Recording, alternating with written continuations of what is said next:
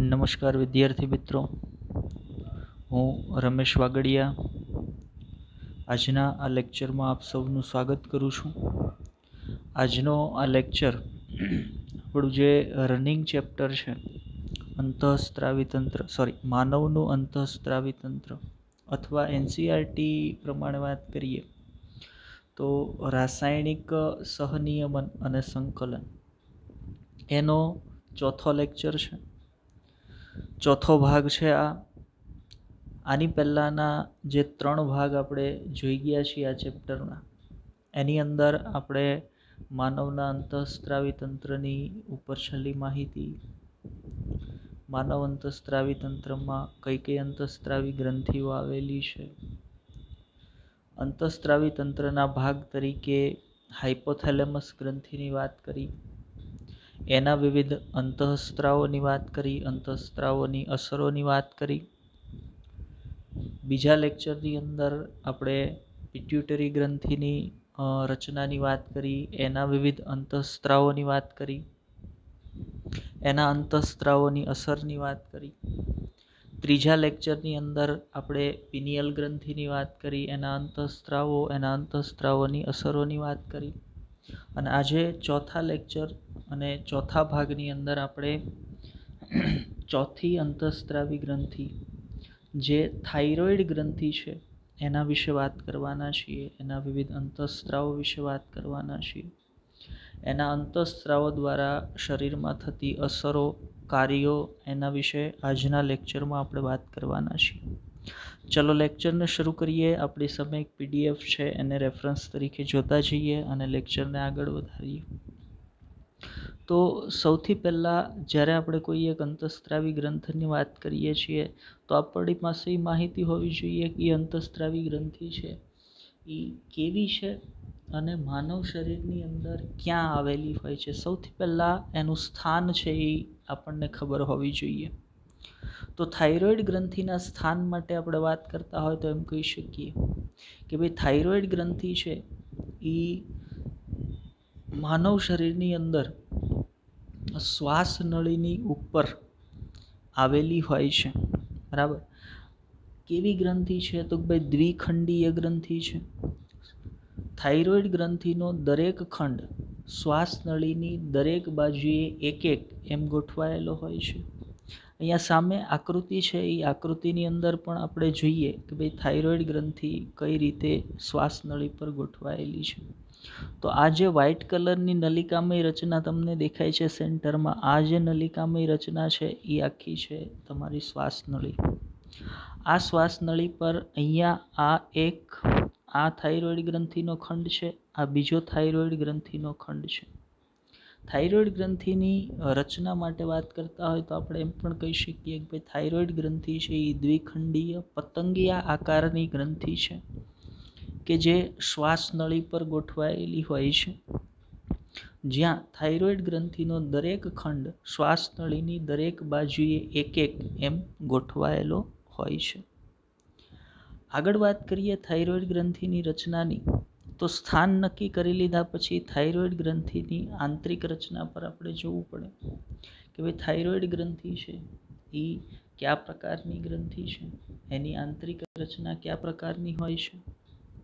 એ પહેલાં બીજી એક વાત આપણે જે અહીંયા પીડીએફમાં લીધી છે એને લઈ લઈએ કે થાઇરોઇડ ગ્રંથિના બંને ખંડો એક સંયોજક પેશીના પટ્ટા વડે જોડાયેલા હોય છે. આ મેં કીધું એમ આ થાઇરોઇડ ગ્રંથિનો માનો કે પહેલો ખંડ છે, આ થાઇરોઇડ ગ્રંથિનો બીજો ખંડ છે, તો એ બંનેને જોડતો અહીંયા એક સંયોજક પેશીનો આવો પટ્ટો આવેલો છે.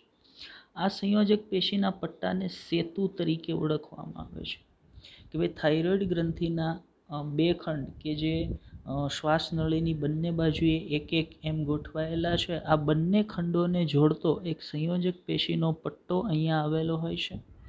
આ સંયોજક પેશીના પટ્ટાને સેતુ તરીકે ઓળખવામાં આવે છે. આગળ વધીએ લેક્ચરની અંદર, તો આના પછી આપણે થાઇરોઇડ ગ્રંથિની આંતરિક રચનાની વાત કરવાની છે. તો આંતરિક રચનાની દ્રષ્ટિએ થાઇરોઇડ ગ્રંથિની અંદર ઘણી બધી નાની નાની ખંડિકાઓ આવેલી હોય છે. આકૃતિની અંદર પણ તમને દેખાય છે કે થાઇરોઇડ ગ્રંથિ છે એ સળંગ નથી, પણ થાઇરોઇડ ગ્રંથિની રચનામાં આ પ્રકારને નાના નાના ખંડો દેખાય છે. આ દરેક ખંડ જે છે એને થાઇરોઇડ ખંડિકા અથવા થાઇરોઇડ પુટ્ટિકા તરીકે ઓળખવામાં આવે છે. આ દરેક નાના ખંડને જે આપણને અહીંયા દેખાય છે, આ દરેક નાના ખંડને થાઇરોઇડ ખંડિકા અથવા તો થાઇરોઇડ પુટ્ટિકા તરીકે ઓળખવામાં આવે છે. મતલબ તો થાઇરોઇડ ગ્રંથિનો નાનો એકમ અથવા રચનાત્મક એકમ કોણ છે? તો થાઇરોઇડ ગ્રંથિનો રચનાત્મક એકમ છે થાઇરોઇડ પુટ્ટિકાઓ. હવે થાઇરોઇડ ગ્રંથિની રચના સમજતા પહેલા આપણે થાઇરોઇડ પુટ્ટિકાની રચનાને સમજવી પડે.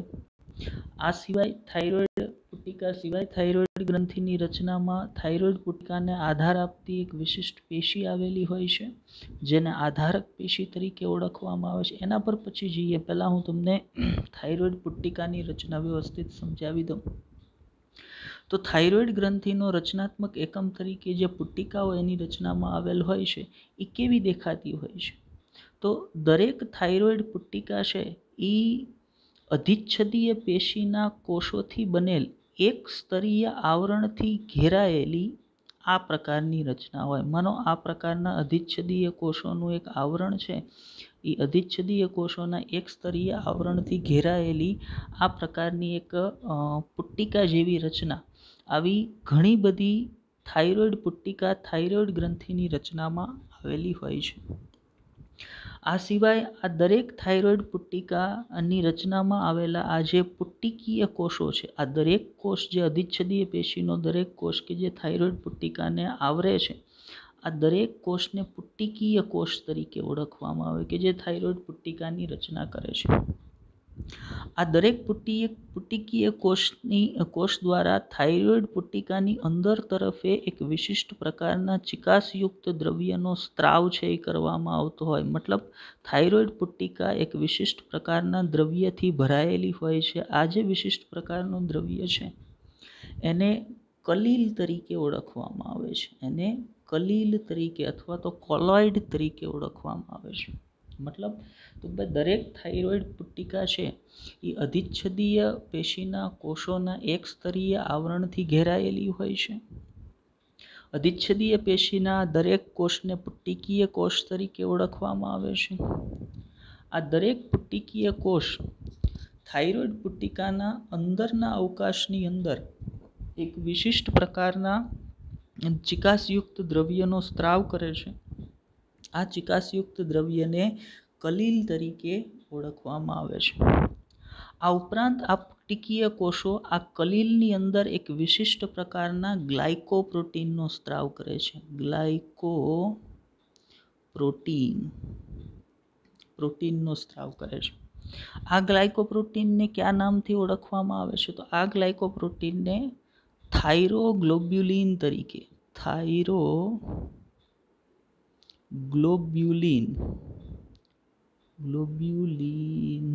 તરીકે ઓળખવામાં આવે છે. નામ યાદ રાખજો ભાઈ, થાઇરોગ્લોબ્યુલિન અગત્યનું છે. જ્યારે થાઇરોઇડ અંતઃસ્ત્રાવોની ઉત્પત્તિ કઈ રીતે થાય છે, થાઇરોઇડ અંતઃસ્ત્રાવો બને છે કઈ રીતે એ સમજાવીશ ત્યારે ફરી એક વખત થાઇરોગ્લોબ્યુલિનની આપણે જરૂર પડવાની છે. એટલે એ થાઇરોગ્લોબ્યુલિન ક્યાં હોય છે, કોના દ્વારા સ્ત્રવે છે, એ મારે યાદ રાખવાનું છે. બરાબર. તો આપણે થાઇરોઇડ પુટ્ટિકાની રચના વિશે વાત કરી. ભાઈ દરેક થાઇરોઇડ પુટ્ટિકા છે એ કેવી દેખાતી હોય છે. ફરી એક વખત યાદ કરાવી દઉં તો થાઇરોઇડ ગ્રંથિનો રચનાત્મક એકમ છે નાની પુટ્ટિકા. આ દરેક પુટ્ટિકાને થાઇરોઇડ પુટ્ટિકા કહેવાય છે. થાઇરોઇડ ગ્રંથિની રચનામાં આવી અસંખ્ય થાઇરોઇડ પુટ્ટિકાઓ આવેલી હોય છે. દરેક થાઇરોઇડ પુટ્ટિકા છે એ અધિચ્છદીય પેશીના કોષોથી બનેલ એક સ્તરીય આવરણથી આવરિત થયેલી હોય છે. આ દરેક અધિચ્છદીય કોષને પુટ્ટિકીય કોષ તરીકે ઓળખવામાં આવે છે. થાઇરોઇડ પુટ્ટિકાની રચનામાં આવેલ પુટ્ટિકીય કોષ થાઇરોઇડ પુટ્ટિકાના અંતઃઅવકાશની અંદર એક વિશિષ્ટ પ્રકારના ચિકાસયુક્ત દ્રવ્યનો સ્ત્રાવ કરે છે, જેને કલીલ તરીકે ઓળખવામાં આવે છે. આ ઉપરાંત પુટ્ટિકીય કોષો આ કલીલની અંદર એક ગ્લાયકોપ્રોટીનનો સ્ત્રાવ પણ કરે છે. આ ગ્લાયકોપ્રોટીનનું નામ શું છે? ધ્યાનથી સાંભળજો, યાદ રાખજો. એને થાઇરોગ્લોબ્યુલિન તરીકે ઓળખવામાં આવે છે. એને થાઇરોગ્લોબ્યુલિન તરીકે ઓળખવામાં આવે છે. બરાબર. આ બધી માહિતી પીડીએફમાં લખેલી નથી. હું વધારાની માહિતી તરીકે સમજાવું છું. વધારાની એટલે જરૂર નથી અને વધારાનું સમજાવું છું એવું નથી. પીડીએફમાં માત્ર આપણે એવી બાબતોનો સમાવેશ કર્યો છે કે જે એનસીઈઆરટીની અંદર છે, પણ between the line of NCERT જેટલી અગત્યની બાબતો છે એ અગત્યની બાબતોને હું અહીંયા વચ્ચે વચ્ચે તમને સમજાવતો જાઉં છું. બરાબર. ચલો આગળ વધીએ વિડીયોની અંદર. તો અત્યાર સુધીમાં આપણે શું જોયું? તો ભાઈ થાઇરોઇડ ગ્રંથિ, એનો રચનાત્મક એકમ થાઇરોઇડ પુટ્ટિકા, દરેક થાઇરોઇડ પુટ્ટિકાની રચના, એની અંદર શું શું આવેલું હોય, આટલી બાબતોની વાત આપણે કરી લીધી છે. હવે માનો કે આ એક થાઇરોઇડ ગ્રંથિનો ખંડ છે. થાઇરોઇડ ગ્રંથિ 2 ખંડથી બનેલી છે. તો સમજો હું અહીંયા એક આ થાઇરોઇડ ગ્રંથિનો ખંડ છે એને દોરું છું. આ થાઇરોઇડ ગ્રંથિના ખંડની અંદર આ જે રચના હું અહીંયા દોરું છું આ શું હશે? આ નાના નાના ખંડો દોરું છું એ શું હશે? તો મને હવે ખબર પડી જવી જોઈએ કે આ દરેક ખંડ છે એ એક થાઇરોઇડ પુટ્ટિકા છે. આ દરેક ખંડ છે એ શું છે? એ થાઇરોઇડ પુટ્ટિકા છે. આવી ઘણી બધી થાઇરોઇડ પુટ્ટિકા છે એ થાઇરોઇડ ગ્રંથિની રચનામાં આવેલી હોય છે.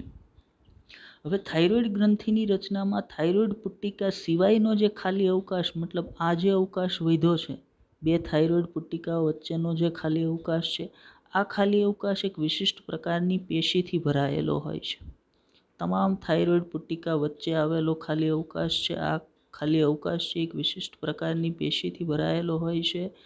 આ અવકાશની આપણે વાત કરીએ છીએ. એ પેશીને શું કહેવામાં આવે છે? એ પેશીને આધારક પેશી તરીકે ઓળખવામાં આવે છે. મતલબ થાઇરોઇડ ગ્રંથિની રચનામાં થાઇરોઇડ પુટ્ટિકા અને આધારક પેશી, આ 2 રચનાઓ છે એ આવેલી હોય છે. જ્યાં થાઇરોઇડ પુટ્ટિકાની રચનાને ડિટેલમાં મેં તમને હમણાં સમજાવી છે. આગળ આપણે એની જરૂર પડશે, યાદ રાખજો. બરાબર.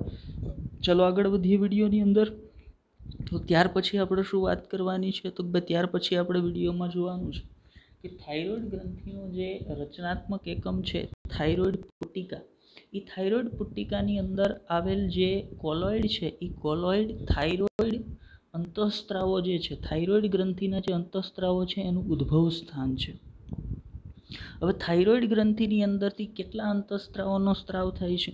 તો જો આપણે એનસીઈઆરટી પ્રમાણે વાત કરતા હોય તો થાઇરોઇડ ગ્રંથિની અંદરથી મુખ્ય 2 અંતઃસ્ત્રાવોનો સ્ત્રાવ થાય છે. એક છે ટેટ્રા આયોડોટાયરોનિન અથવા તો એક હશે ટેટ્રા આયોડોટાયરોનિન અથવા થાઇરોક્સિન તરીકે જેને ઓળખવામાં આવે છે, અને T4 તરીકે પણ ઓળખવામાં આવે છે. આ પહેલો અંતઃસ્ત્રાવ છે. બીજો અંતઃસ્ત્રાવ જે થાઇરોઇડ ગ્રંથિની અંદરથી સ્ત્રાવ પામે છે એ છે ટ્રાય આયોડોટાયરોનિન અથવા એને T3 તરીકે પણ ઓળખવામાં આવે છે. આ 2 અંતઃસ્ત્રાવ વિશે એનસીઈઆરટી બુકમાં આપણને વાત કરી છે. ત્રીજો એક અંતઃસ્ત્રાવ થાઇરોઇડ ગ્રંથિની અંદરથી સ્ત્રવે છે એ છે TCT, થાઇરોઇડ કેલ્સિટોનિન, જેની વાત આપણને એનસીઈઆરટીમાં થાઇરોઇડ ગ્રંથિની અંદર નથી કરી.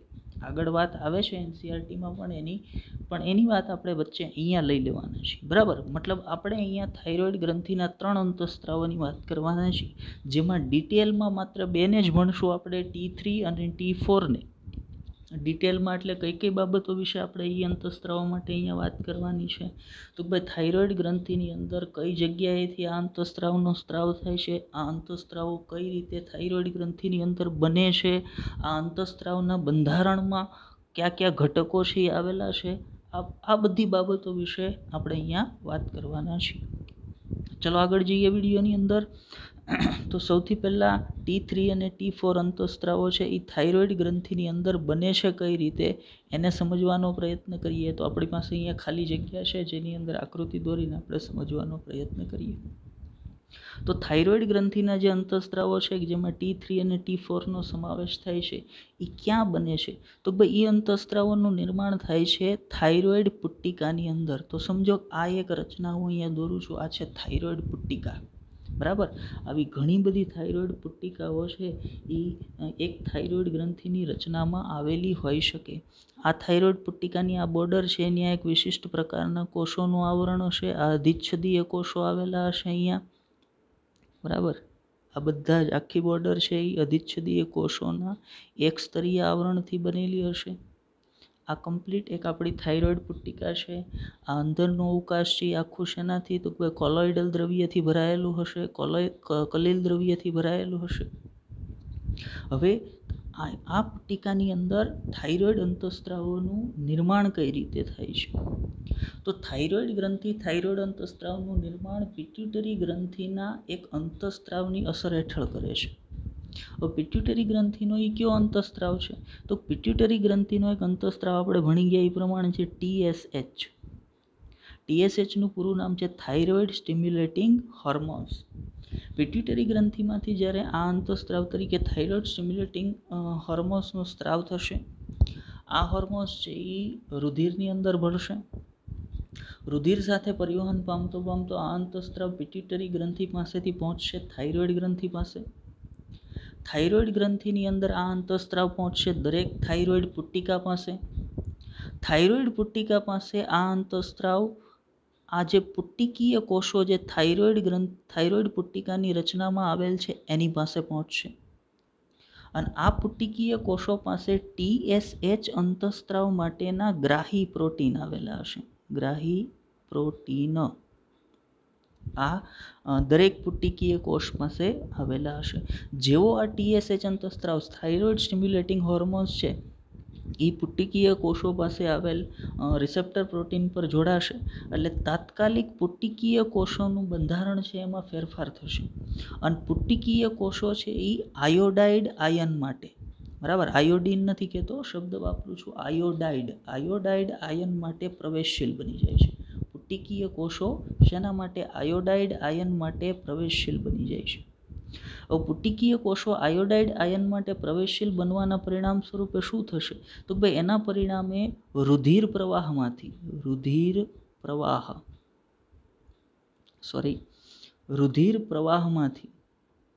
પ્રવાહમાંથી ખૂબ મોટી સંખ્યામાં આયોડાઇડ આયન છે એ આ પુટ્ટિકીય કોષોની અંદર આવવા મળશે. રુધિર પ્રવાહમાંથી આ જે આયોડાઇડ આયન છે એ ક્યાં આવવા મળશે? આ તમામ પુટ્ટિકીય કોષો જે થાઇરોઇડ પુટ્ટિકાની રચનામાં આવેલા છે એની અંદર આવવા મળશે. જેવા રુધિર પ્રવાહમાંથી આયોડાઇડ આયન છે એ પુટ્ટિકીય કોષોની અંદર આવવા મળશે એટલે શું બનશે? તો ભાઈ પુટ્ટિકીય કોષોની અંદર આયોડાઇડ આયનનું સંકેન્દ્રણ છે એ વધવા મળશે. કોની સરખામણીમાં? તો ભાઈ રુધિર પ્રવાહની સરખામણીમાં, રુધિર વાહિનીની અંદર જે રુધિર રહેલું છે એ રુધિરની સરખામણીમાં આયોડાઇડ આયનનું પ્રમાણ છે એ થાઇરોઇડ પુટ્ટિકાના પુટ્ટિકીય કોષોની અંદર વધવા લાગશે. હવે જેવા આયોડાઇડ આયનનું સંકેન્દ્રણ છે એ થાઇરોઇડ પુટ્ટિકાના પુટ્ટિકીય કોષોની અંદર વધવા લાગશે એટલે શું થશે? તો ભાઈ પુટ્ટિકીય કોષોની અંદર આયોડાઇડ આયનનું ઓક્સિડેશન છે એ શરૂ થઈ જશે. સમજો કે પહેલી ઘટના શું બની? TSH અંતઃસ્ત્રાવ આવ્યો, પુટ્ટિકીય કોષો પર રહેલા રિસેપ્ટર પ્રોટીન પર જોડાણો, પુટ્ટિકીય કોષોના બંધારણમાં ફેરફાર થયો. આ પુટ્ટિકીય કોષોનો કોષરસ પટલ છે આયોડાઇડ આયન માટે પ્રવેશશીલ બન્યો. રુધિર પ્રવાહમાંથી આયોડાઇડ આયન છે એ પુટ્ટિકીય કોષની અંદર પ્રવેશ્યા. પુટ્ટિકીય કોષમાં આયોડાઇડ આયનનું સંકેન્દ્રણ રુધિર પ્રવાહ કરતાં વધી ગયું. હવે પુટ્ટિકીય કોષની અંદર આયોડાઇડ આયનનું ઓક્સિડેશન છે એ શરૂ થયું. હવે ઓક્સિડેશનના પરિણામે શું થાય? તો ભાઈ ઓક્સિડેશન થવાના પરિણામ સ્વરૂપે આયોડાઇડ આયન છે એ પોતાના જે ઇલેક્ટ્રોન છે ઇલેક્ટ્રોનને ગુમાવશે. આયોડાઇડ આયન જે પુટ્ટિકીય કોષમાં છે એ આયોડાઇડ આયન પોતાના ઇલેક્ટ્રોનને ગુમાવશે અને પરિણામે આયોડાઇડ આયનના બે અણુઓ ભેગા થઈ અને આયોડીનનો મોલેક્યુલ I2નું નિર્માણ કરશે. I2 આયોડીન ક્યાં નિર્માણ પામ્યો? પુટ્ટિકીય કોષની અંદર નિર્માણ પામ્યો.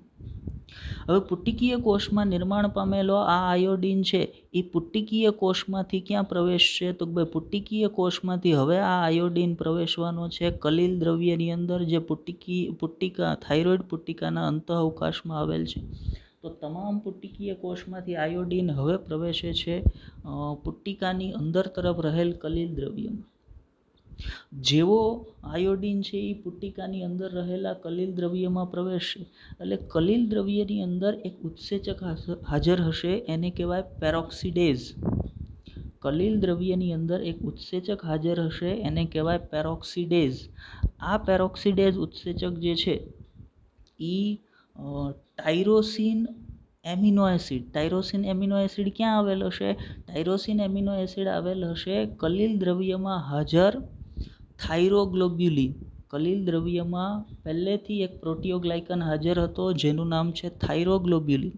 આ થાઇરોગ્લોબ્યુલિનની રચનામાં આવેલ હોય એક એમિનો એસિડ, એ એમિનો એસિડને કહેવાય ટાયરોસિન. જેવો આયોડીન છે એ પુટિકીય કોષમાંથી કલિલ દ્રવ્યમાં પ્રવેશ્યું એટલે તાત્કાલિક પેરોક્સિડેઝ ઉત્સેચકની હાજરીમાં આ આયોડીન ટાયરોસિન એમિનો એસિડ સાથે જોડાઈ જશે, જે ટાયરોસિન એમિનો એસિડ થાઇરોગ્લોબ્યુલિનના બંધારણમાં આવેલ હતું.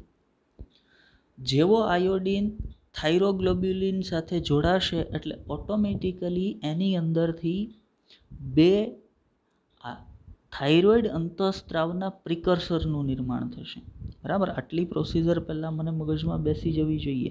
અહીંયા સુધી પહોંચ્યા પછી થાઇરોઇડ અંતઃસ્ત્રાવના 2 પ્રિકર્સર છે એનું નિર્માણ થશે.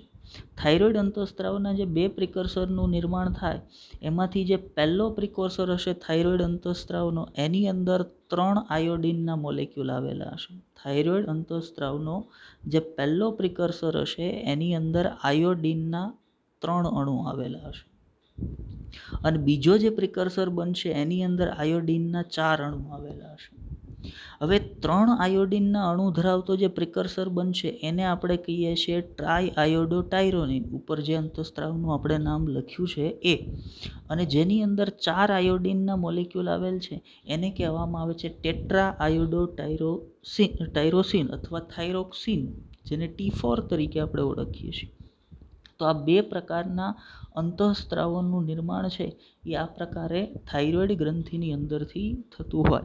આ જે અંતઃસ્ત્રાવના નિર્માણની પ્રોસિજર છે એ પણ પીડીએફમાં નથી, એ એનસીઆરટીમાં પણ નથી, પણ આપણા માટે જરૂરી છે. Between the line of NCERT છે એટલે મેં તમને અહીંયા આ પ્રોસિજર છે એ સમજાવી છે.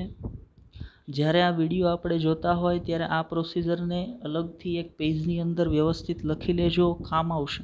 બરાબર, ચલો ફરી પાછા જે જગ્યાએ આપણે પીડીએફમાં હતા ત્યાં જઈએ અને ત્યાંથી વિડીયોને આગળ શરૂ કરીએ. તો આપણે ક્યાં પહોંચ્યા હતા? તો પુટ્ટિકા, જે થાઇરોઇડ પુટ્ટિકા છે એ થાઇરોઇડ પુટ્ટિકાની અંદર રહેલો જે કલિલ છે એ કલિલની અંદરથી થાઇરોઇડ ગ્રંથિના અંતઃસ્ત્રાવોનો સ્ત્રાવ છે એ થતો હોય. થાઇરોઇડ ગ્રંથિની અંદરથી મુખ્ય 2 અંતઃસ્ત્રાવ તરીકે T3 અને T4નો સ્ત્રાવ થાય છે. થાઇરોઇડ ગ્રંથિના અંતઃસ્ત્રાવના સામાન્ય સંશ્લેષણ દર માટે એક મિનરલ્સ જરૂરી છે. બરાબર, એક ખનિજ આયન જેને આપણે આયોડીન તરીકે ઓળખીએ છીએ. હમણાં મેં તમને આખી અંતઃસ્ત્રાવ નિર્માણની પ્રોસિજર સમજાવી ત્યારે આયોડીનની ઘણી બધી વાત છે એની અંદર આવી હતી. એની ગેરહાજરીમાં થાઇરોઇડ અંતઃસ્ત્રાવનું સંશ્લેષણ થઈ શકે નહીં. બરાબર, એટલે આયોડીન છે એના માટે અગત્યનો છે. એટલે આ મુદ્દામાં એમ લખી દીધું છે કે થાઇરોઇડ અંતઃસ્ત્રાવના સામાન્ય સંશ્લેષણ દર માટે આયોડીન છે એ અનિવાર્ય છે. આગળ વધીએ વિડીયોમાં કે આપણા ખોરાકમાં આયોડીનની ઉણપ હોય. ઘણી વખત આપણે જે ખોરાક લઈએ છીએ ખોરાકની અંદર મિનરલ્સ તરીકે આયોડીનની ઉણપ હોય ત્યારે આપણા શરીરની અંદર આયોડીનની ખામી છે એ સર્જાતી હોય. આ આયોડીનની ખામીને કહેવામાં આવે હાઇપોથાઇરોઇડિઝમ. જો હાઇપો શબ્દ છે, હાઇપો એટલે ઓછા પ્રમાણ માટે હંમેશા હાઇપો શબ્દ બાયોલોજીની અંદર વપરાય છે. તો હાઇપોથાઇરોઇડિઝમ એટલે શું છે? તો આયોડીનની ઉણપના કારણે થાઇરોઇડ અંતઃસ્ત્રાવોનું ઓછું પ્રમાણ બનવાની ઘટના એને હાઇપોથાઇરોઇડિઝમ તરીકે ઓળખવામાં આવે. ક્યારે સર્જાય? આયોડીન છે એ તમારા ખોરાકની અંદર ઓછું હોય ત્યારે. હવે જ્યારે તમારા ખોરાકની અંદર ઓછું આયોડીન હોય અને હાઇપોથાઇરોઇડિઝમ થાય ત્યારે આયોડીનની જે ઉણપ છે એ ઉણપને પૂરી કરવા માટે ઘણી વખત વ્યક્તિના શરીરમાં થાઇરોઇડ ગ્રંથિ છે એ પોતાનું કદ છે એને વધારે છે. થાઇરોઇડ ગ્રંથિ છે એ વિસ્તરણ પામે છે.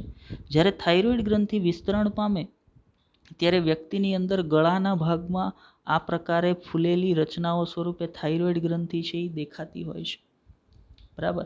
હજી આના કરતાં ગળું વધારે ફૂલી જતું હોય તો થાઇરોઇડ ગ્રંથિ ગળાના ભાગમાં વધારે મોટી ગાંઠ સ્વરૂપે દેખાવા લાગતી હોય.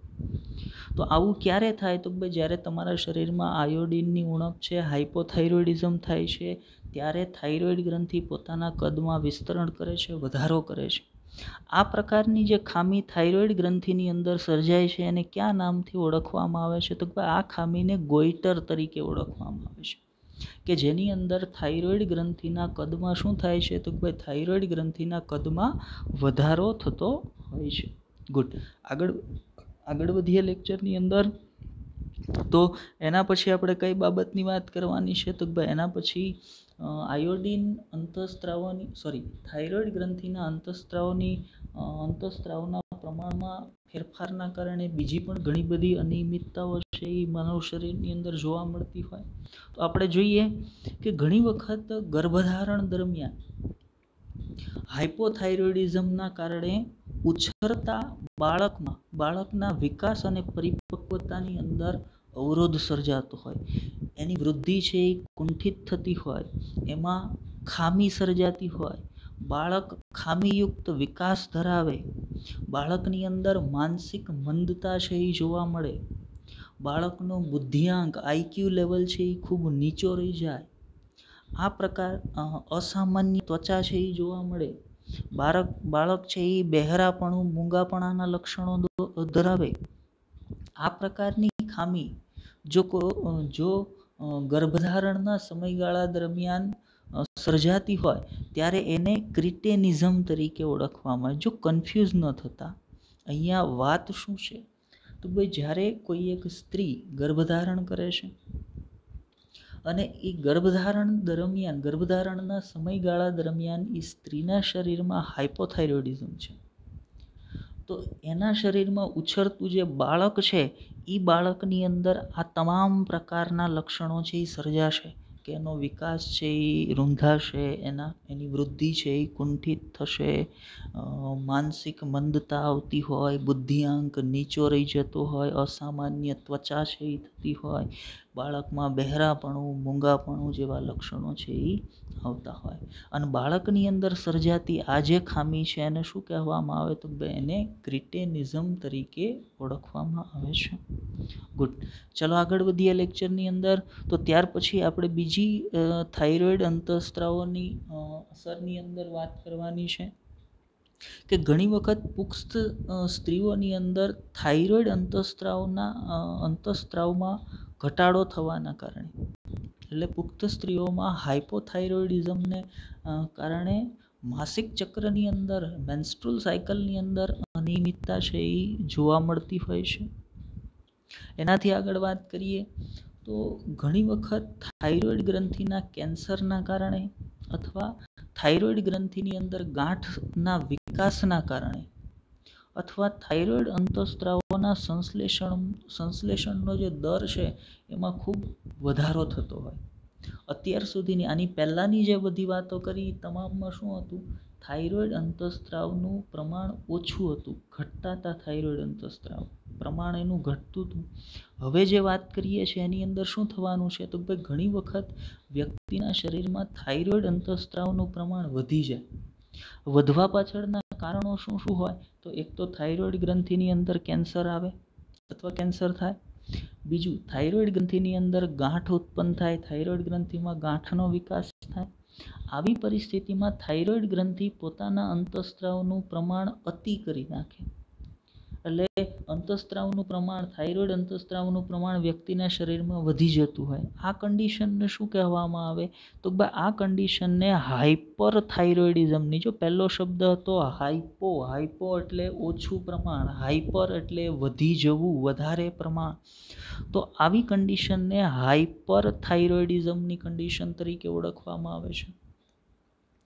ચાલો એનાથી આગળ વાત કરીએ. તો હાઇપોથાઇરોઇડિઝમના કારણે શું થાય છે? તો હાઇપોથાઇરોઇડિઝમના કારણે શરીરની દેહધાર્મિક ક્રિયાઓ પર વિપરીત અસર પડતી હોય. શરીરમાં ચાલતી જે કંઈ દેહધાર્મિક ક્રિયાઓ હોય, રેગ્યુલર ક્રિયાઓ જે શરીરની અંદર ચાલતી હોય એ ઘણી વખત અવરોધાય, એની અંદર વધારો થઈ જાય. જેમ કે દેહધાર્મિક ક્રિયા તરીકે ચયાપચયની વાત કરતા હોય તો એની અંદર ફેરફાર થઈ જાય. આ બધી જ પ્રકારની વિપરીત અસરો છે એ દેહધાર્મિક ક્રિયાઓ પર હાઇપરથાઇરોઇડિઝમના કારણે જોવા મળતી હોય. એનાથી આગળ વાત કરીએ તો હવે આપણે વાત કરવાની છે થાઇરોઇડ અંતઃસ્ત્રાવના સ્પેસિફિક કાર્યોની, કે ભાઈ આપણા શરીરની અંદર થાઇરોઇડ અંતઃસ્ત્રાવ દ્વારા મૂળભૂત કેવા કાર્યો છે એ થતા હોય. આની પહેલાં જે વાત કરી હતી એ શું હતી? થાઇરોઇડ અંતઃસ્ત્રાવના ઓછા કે વધતા પ્રમાણના કારણે આવતી અનિયમિતતાઓની વાત કરી હતી. હવે આપણે થાઇરોઇડ અંતઃસ્ત્રાવો છે એના પર્ટિક્યુલર કાર્ય પર જઈએ છીએ, એના કાર્યોની વાત કરવાના છીએ કે ભાઈ મારા શરીરમાં થાઇરોઇડ ગ્રંથિના અંતઃસ્ત્રાવો કેવા કાર્યો કરે છે. તો એક પછી એક પીડીએફમાં છે એને જોતા જઈએ અને એમાં જરૂરિયાતની વસ્તુ જે કાંઈ આવશે એને આપણે સમજતા જઈશું. તો પહેલી વાત આપણને કરી છે કે ભાઈ થાઇરોઇડ અંતઃસ્ત્રાવો મૂળભૂત ચયાપચય કે દરના નિયમનમાં અગત્યનો ભાગ ભજવે છે. મૂળભૂત ચયાપચય દર એટલે મારા શરીરમાં એક નિશ્ચિત દરથી ચયાપચયની ક્રિયાઓ છે એ ચાલવી જોઈએ. ચયાપચયની ક્રિયા એટલે શું છે? બે સંશ્લેષણાત્મક અને વિઘટનાત્મક પ્રક્રિયા છે, જેમાં ઘણા રાસાયણિક ઘટકો બનતા હોય, ઘણા રાસાયણિક ઘટકો છે એ તૂટતા હોય. એ સંયુક્ત રીતે એ ઘટનાને આપણે ચયાપચયની પ્રક્રિયા કહીએ, જે મારા શરીરમાં એક નિશ્ચિત દરથી ચાલવી જોઈએ. તો એને એક નિશ્ચિત દરથી ચલાવવા માટે થાઇરોઇડ અંતઃસ્ત્રાવો છે એ જવાબદાર હોય. એટલે જ જ્યારે થાઇરોઇડ અંતઃસ્ત્રાવની અંદર વધારો કે ઘટાડો થયો ત્યારે એક લક્ષણની અંદર આપણે એવું કહેતા હતા કે ચયાપચય કે દરની અંદર ફેરફાર થઈ જતો હોય. શું કામ ચયાપચય દરમાં ફેરફાર થાય છે? તો ભાઈ થાઇરોઇડ અંતઃસ્ત્રાવનું કાર્ય છે કે ચયાપચયના દરને જાળવી રાખવો. ચલો આગળ વાત કરીએ, બીજું શું કાર્ય થાઇરોઇડ અંતઃસ્ત્રાવ દ્વારા મારા શરીરમાં થાય છે? તો બીજું થાઇરોઇડ અંતઃસ્ત્રાવનું કાર્ય છે રક્તકણના નિર્માણની પ્રક્રિયાને પ્રેરે છે. એના માટે ખૂબ જ અગત્યના અંતઃસ્ત્રાવો છે. રક્તકણ નિર્માણની પ્રક્રિયા એટલે તો ભાઈ એને ઇરિથ્રોપોએસિસની પ્રક્રિયા તરીકે ઓળખવામાં આવે. અને આ ઇરિથ્રોપોએસિસની પ્રક્રિયા માટે થાઇરોઇડ અંતઃસ્ત્રાવો છે એ ખૂબ અગત્યના અંતઃસ્ત્રાવો છે. એની હાજરીમાં ઇરિથ્રોપોએસિસની ઘટના છે એ પ્રેરાતી હોય અથવા તો થતી હોય છે. એનાથી આગળ જઈએ આપણે તો ત્યાર પછીના કાર્યમાં આપણને કીધું છે કે થાઇરોઇડ અંતઃસ્ત્રાવો છે કાર્બોદિત એટલે કે શર્કરા, પ્રોટીન અને ચરબી, આ તમામ જે ઘટકો છે મારા શરીરના કે જે મારા શરીરને પોષણ પૂરું પાડે છે એના ચયાપચયનું નિયંત્રણ, ઉદાહરણ તરીકે કાર્બોદિત બનવો કે કાર્બોદિતનું વિખંડન થવું, પ્રોટીન બનવો કે એનું વિખંડન થવું, ચરબીનું નિર્માણ થવું કે એનું વિખંડન થવું, આનું નિયંત્રણ પણ થાઇરોઇડ અંતઃસ્ત્રાવો દ્વારા થતું હોય છે. એનાથી આગળ વાત કરીએ તો આપણે થાઇરોઇડ અંતઃસ્ત્રાવ દ્વારા થતા કાર્યમાં એક કાર્ય જોઈએ. થાઇરોઇડ અંતઃસ્ત્રાવનું કાર્ય મારા શરીરની અંદર પાણી અને ઇલેક્ટ્રોલાઇટ્સ જે વિવિધ પ્રકારના મિનરલ્સ છે એનું સંતુલન જાળવી રાખવું, આ કાર્ય પણ થાઇરોઇડ અંતઃસ્ત્રાવ દ્વારા થતું હોય છે. અને ત્રીજો જે અંતઃસ્ત્રાવ આપણે આગળ લિસ્ટની અંદર જોયો તો TCT, જેને આપણે થાઇરોઇડ કેલ્સિટોનિન તરીકે ઓળખતા હતા. આ થાઇરોઇડ કેલ્સિટોનિન અંતઃસ્ત્રાવ રુધિરમાં કેલ્શિયમનું પ્રમાણ જાળવી રાખે છે. રુધિરની અંદર કેલ્શિયમ છે એ અગત્યનો છે, બરાબર. જ્યારે આપણે રુધિર પરિવહન તંત્ર ભણશું ત્યારે આવશે કે રુધિર જમાવટની ક્રિયા માટે કેલ્શિયમ છે એ ખૂબ જ અગત્યનો ઘટક છે. તો એક અગત્યના મિનરલ્સ તરીકે રુધિરની અંદર કેલ્શિયમ હાજર હોવો જોઈએ. તો એ કેલ્શિયમનું પ્રમાણ રુધિરમાં જાળવી રાખવાનું કાર્ય પણ થાઇરોઇડ ગ્રંથિના એક અંતઃસ્ત્રાવ તરીકે TCT થાઇરોઇડ કેલ્સિટોનિન દ્વારા થતું હોય છે, અથવા તો થાઇરોઇડ કેલ્સિટોનિન અંતઃસ્ત્રાવ છે એ આ કાર્ય કરતો હોય છે. ચાલો આગળ વાત કરીએ લેક્ચરની અંદર. તો ઘણી વખત હાઇપોથાઇરોઇડિઝમના કારણે એક્ઝોથેલ્મિક ગોઈટર તરીકે ઓળખાતી એક ખામી છે એ સર્જાતી હોય છે. એક્ઝોથેલ્મિક ગોઈટરને એક બીજા નામથી પણ ઓળખવામાં આવશે, અથવા તો એક્ઝોથેલ્મિક ગોઈટરની અંદર જે લક્ષણો જોવા મળે છે એ લક્ષણો એક બીજા રોગની અંદર પણ જોવા મળે છે. આપણે આગળ વાત કરીએ તો એક્ઝોથેલ્મિક ગોઈટરની અંદર ઘણી વખત થાઇરોઇડ ગ્રંથિના કદમાં વધારો થતો હોય છે. બીજી વાત કરીએ તો આંખના ડોળા છે એ બહાર આવી જતા હોય છે. ડોળા બહાર આવી જવા એટલે આમ આંખમાંથી બહાર નીકળી નીચે ન પડી જાય, પણ આંખ છે એ મોટી થઈ જવી, નોર્મલ આંખની અંદર ડોળો જેટલો આંખની બહાર દેખાતો હોય એના કરતાં ડોળો છે એ વધારે બહાર દેખાવો, આ પ્રકારના લક્ષણ છે એ જોવા મળતા હોય. ચયાપચય દરમાં ખૂબ વધારો થઈ જતો હોય, આવા વ્યક્તિની અંદર વજનમાં ફ્રિકવન્ટ ઘટાડો છે એ આવતો હોય, આ બધા જ પ્રકારના લક્ષણો છે એ જોવા મળતા હોય. અને આ બધા જ પ્રકારના લક્ષણો સાથેની જે ખામી છે એને એક બીજા નામ તરીકે એને ગ્રેવ્સ ડિઝીઝ અથવા ગ્રેવ્સ રોગ તરીકે પણ ઓળખવામાં આવે છે. ચલો આગળ વધીએ લેક્ચરની અંદર.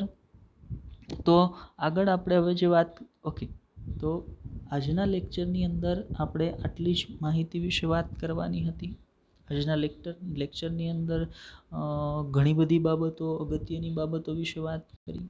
એક બે જગ્યાએ જરૂરિયાત હતી ત્યાં વધારે ડીપમાં મેં ટોપિકને ભણાવ્યા છે, અને જ્યારે વિડીયો જુઓ ત્યારે એ વધારાની જે બાબતો મેં સમજાવેલી છે એની નોટ બનાવજો, બરાબર, અને વિડીયોને ધ્યાનથી સાંભળજો, સમજજો. Best of luck.